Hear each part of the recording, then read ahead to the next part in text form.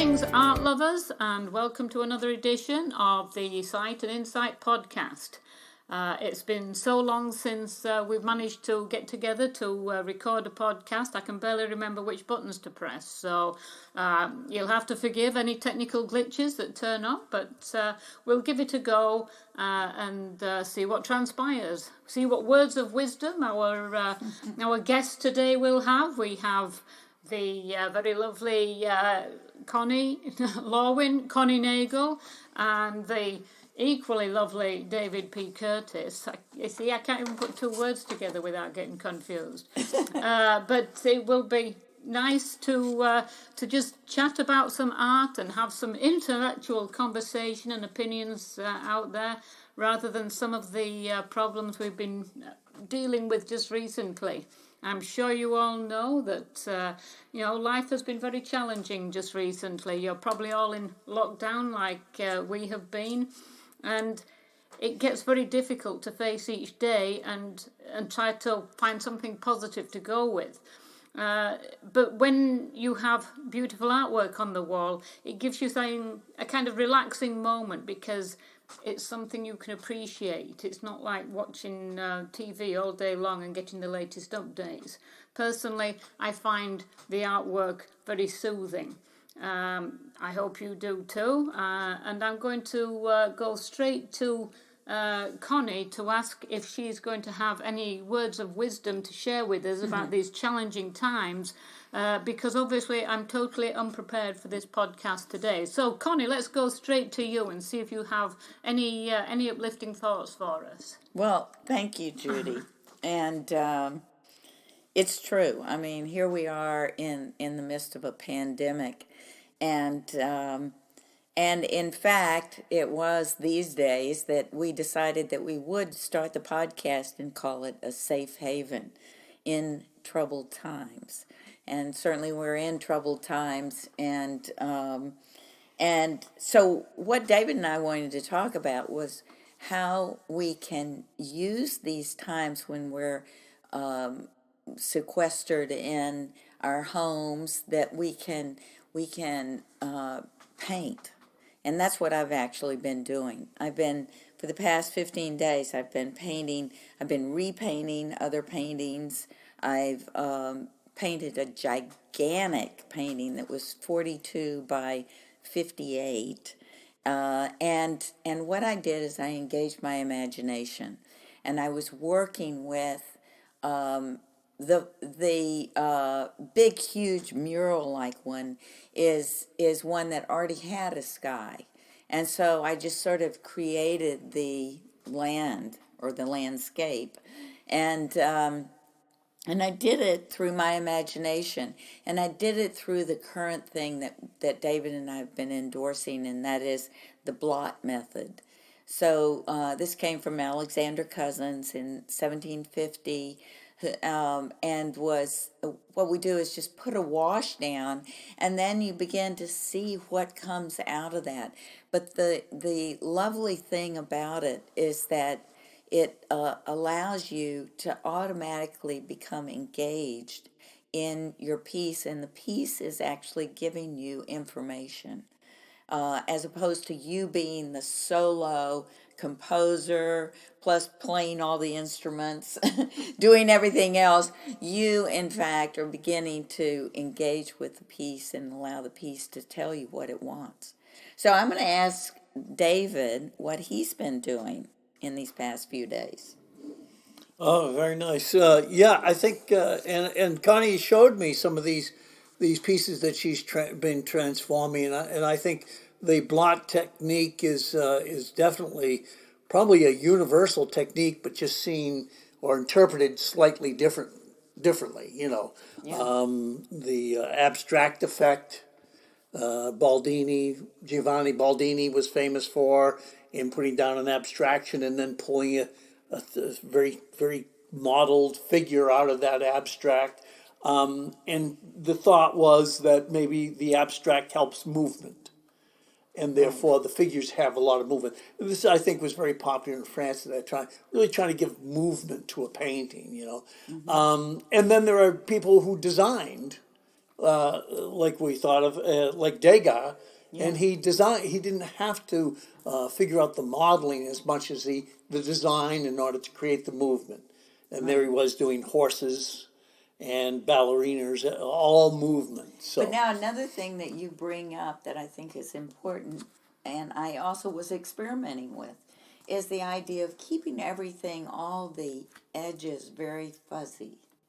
And I think in many of these great artists would put something down, and when we talk about that blot method, it is it's at once a big blur, and then as you bring things into focus, there's still a lot of fuzziness. And when I would find myself in these in the studio painting in the past 15 days, I would immediately, as soon as I found that I got too edgy in something, I would knock those edges down, and the painting almost every time became alive again. that's Now, do interesting. you have a? Yeah, I want to ask Well, you a okay, question. so Why do you think that happened? oh, I think the painting has to remain a mystery in some cases.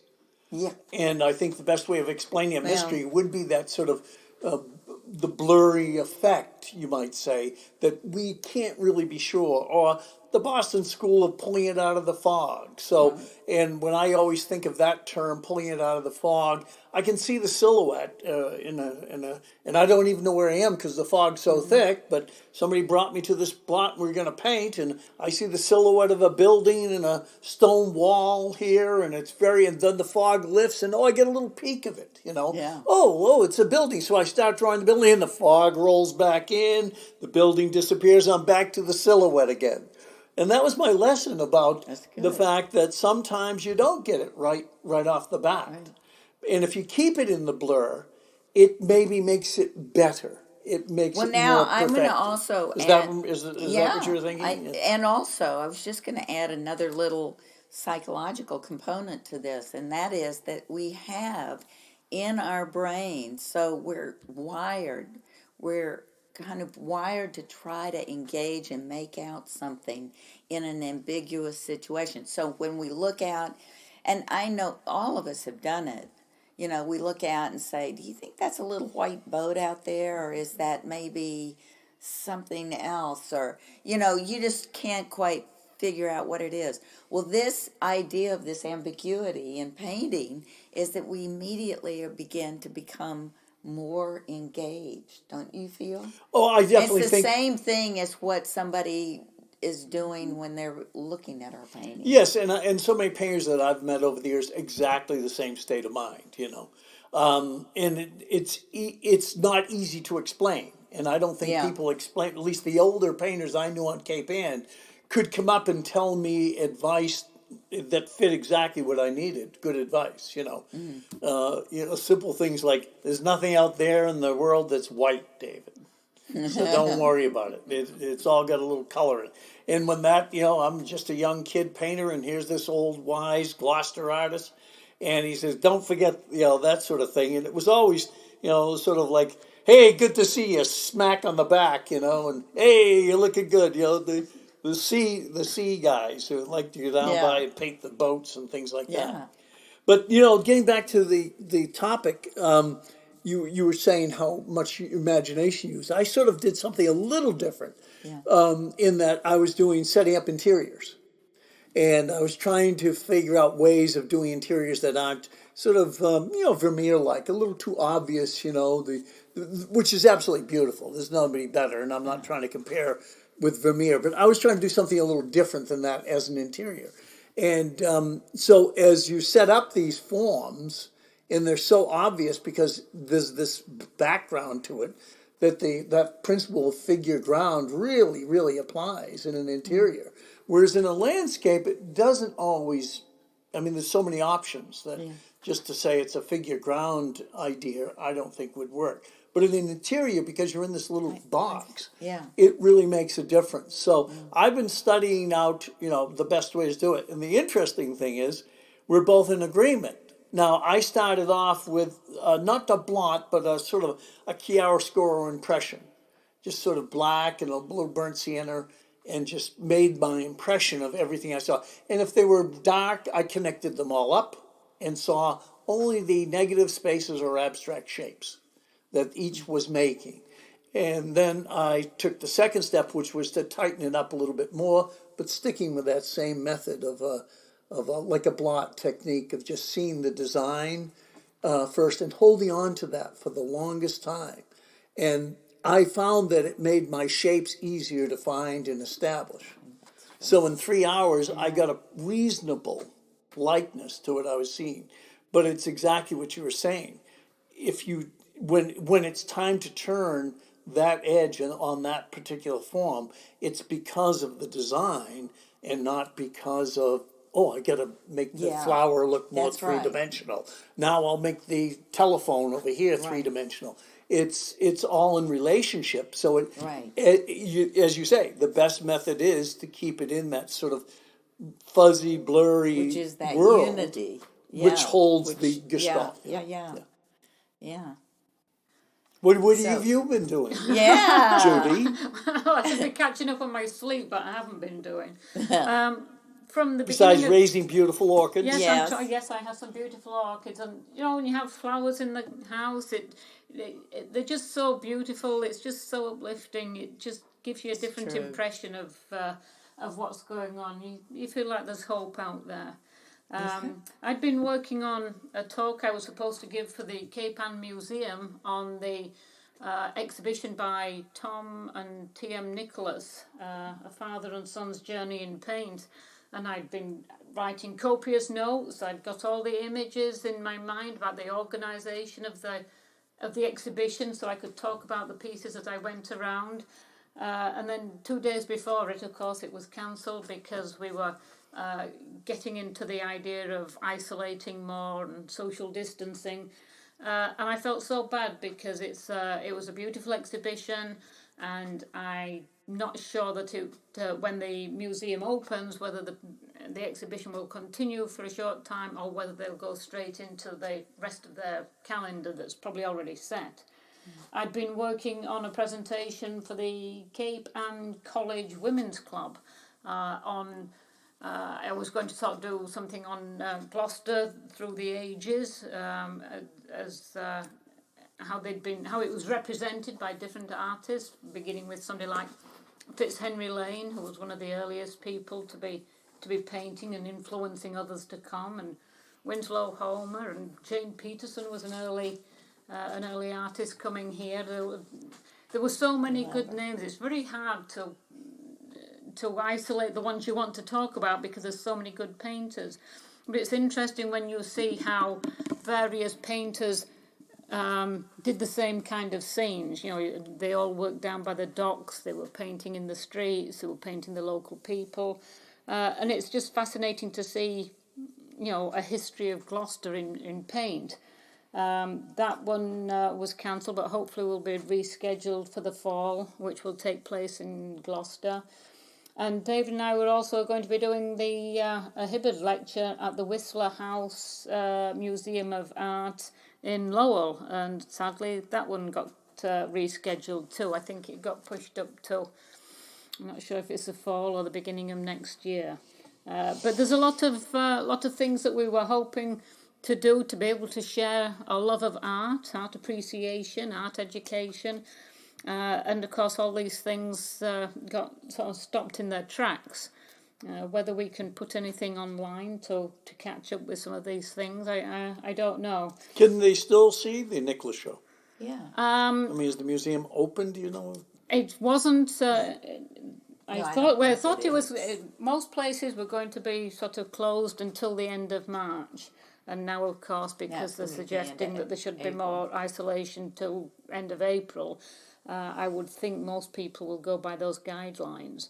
And so maybe, we should be encouraging people to look at art books. There's plenty of information online. You can go and have a virtual tour of many of the museums or look at particular artists.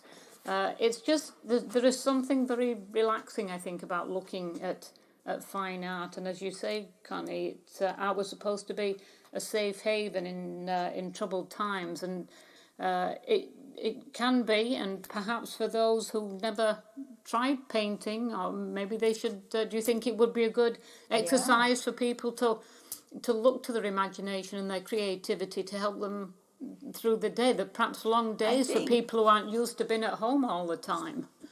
Right. I think, David, we would challenge people to get out there and either paint an imaginary painting or paint an interior of their home, any room or anything like that.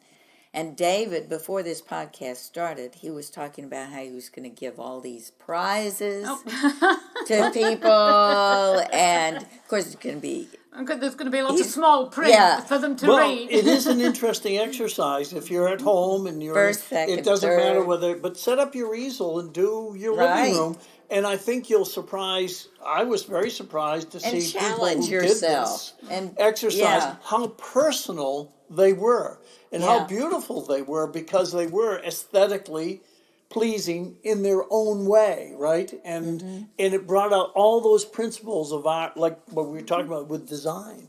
And you saw that in their interiors and how they set it up, and people would talk about why they did it and that sort of thing. So I was seriously thinking of so maybe there's going to be a contest. A contest to paint your own, your inside, the interior.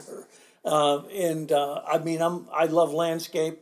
Love to be outdoors painting landscape, plein air. There's no other better way of seeing it, because if you can, it's like rather than being in your studio to paint a tree, if I can go out and walk around the tree, it'd be a miracle. Feel the tree and smell the tree. The trees. The trees, nothing like the trees. Yeah. But it's true that is the essence of it. But in an interior, you're doing obvious designs.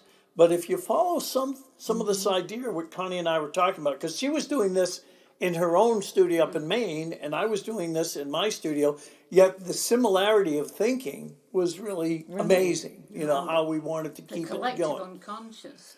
Well, I think because we've been discussing these Sight and Insight programs, and that's sort of what we're organizing is some of these Sight and Insight ideas. Which emphasized, I think the principle basically was that music, color, and design all seem to arrive in the person's imagination, the creative side of one, right? Well, they're the aspects that we can play with in the creative process, I think. And each person has their own way of interpreting these and designing something. I mean, the challenge is to not jump to a photograph or to somebody else's painting or something like that, and just stay with the process of, okay, I see trees, I see some light hitting it from the left side, or blah blah blah, and you start just getting into your process, and then sit down and take a breath. Yeah. So this is why an artist should, be very observant when they're out of doors, so that when they are stuck inside, they can rely on memory painting to some extent to go with their imagination. To create something. Exactly. Do you have any words of wisdom, David? No, I think that's a great challenge. It really is. I believe that if is it a lobster roll? The lobster roll. Or what is first it? Prize is a lobster What roll. is the first prize? The first embossed. prize. Well, it's a gold embossed. I think lobster if I did roll. a first prize, it might be a free. I have a workshop in the summer, all being well, that we can fly these workshops. Figure in the Garden. Judy is a beautiful gardener. So that workshop would be, that would be first prize, and that would be, you'd be the invited guest, the prize winner. Second prize would be the Boats and Buildings workshop, if that goes in July. Uh-huh. And that's prize? a great one. We used to call that the celebrity workshop. Because not that we had a lot of big celebrities, but everybody felt like a celebrity. They were all very nice. Those were all. It was the same crew year in, year out, wasn't it? Yeah. And it still is. But if that flies, that would be second. and then third would be a private lesson. 4-hour private lesson. And the honourable mention would be the lobster roll. The honorable mention lobster rolls. Yeah. I haven't had a lobster roll in ages. Well, it's, this is going to be one that's gold plated. oh. Also, too, the concept of being in your studio. My brother Alan had posted something on Facebook where it was a picture of somebody painting in their studio, and they said this was before coronavirus, and there's the same picture on the other side, on the right side, and it's the same exact image of the person standing at the easel painting and saying this is after the coronavirus. So we don't change. Keep on trucking, keep on painting, chop, That's right. You have to Keep those get through brushes going. And there's nothing better than if you're listening to this podcast to be inspired. There's nothing better than giving it a shot, and the blot method is very basic. You're better off in making a scribble and then take a deep breath, as Connie says, and look at it, and what do you see? And try to pull it out of the mist. Try to keep it evolving and rotating. And that's one of the key principles in good painting and good music and good theater and good podcasting is the rhythm. The rhythm is always the overlay and the thing that holds it all together. And rhythm is you got to have rhythm. You got to have it. Yeah, you got to have it. That's it. You got to accentuate the positive. That's right. Okay, so this contest then, is this just something you're thinking about that you just plucked out of the ether? Or if you get the email, it will be, yes, it did come from the ether, but it's if you get an email then you're in the contest. Okay, so you will be emailing information out to people at some point. Probably this week. Right. Yeah, just so it's the beginning of Easter. It's the whole month of April is always in New England here, especially southern New England. It just starts opening up. From those. So exciting. Yeah. It's like little fireworks. Somebody described to me watching these, time lapse of a bud unfolding into a blossom, and spring is always a great reward here in New England because the seasons are so distinct. Winter is winter, and spring is spring, and summer it's in fall. That's very profound. Can we quote you on that? Well, when did the painters come to Gloucester? Well, they came in the summertime. Mostly. They came at different times depending who they were and their commitments. Obviously, the teachers could only come when the schools were closed for the summer. But it is. We're very fortunate to live in an area like this because it has so much history. It has. You just feel it's tangible when you're walking around Rocky Neck.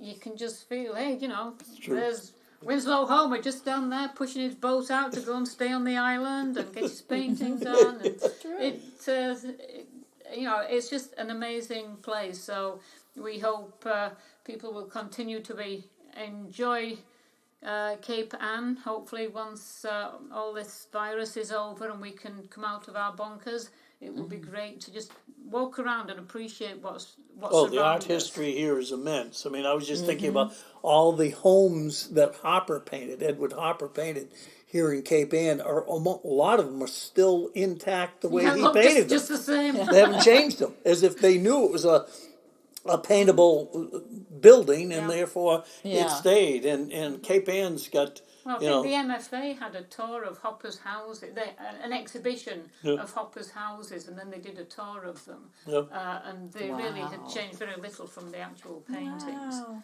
So, well, we're almost out of time because I know these guys are anxious to get some painting done. So we'll say goodbye for now. Thank you for joining us. Please stay safe.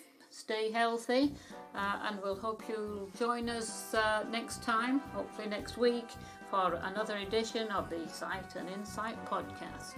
And don't forget, keep on painting. Hey.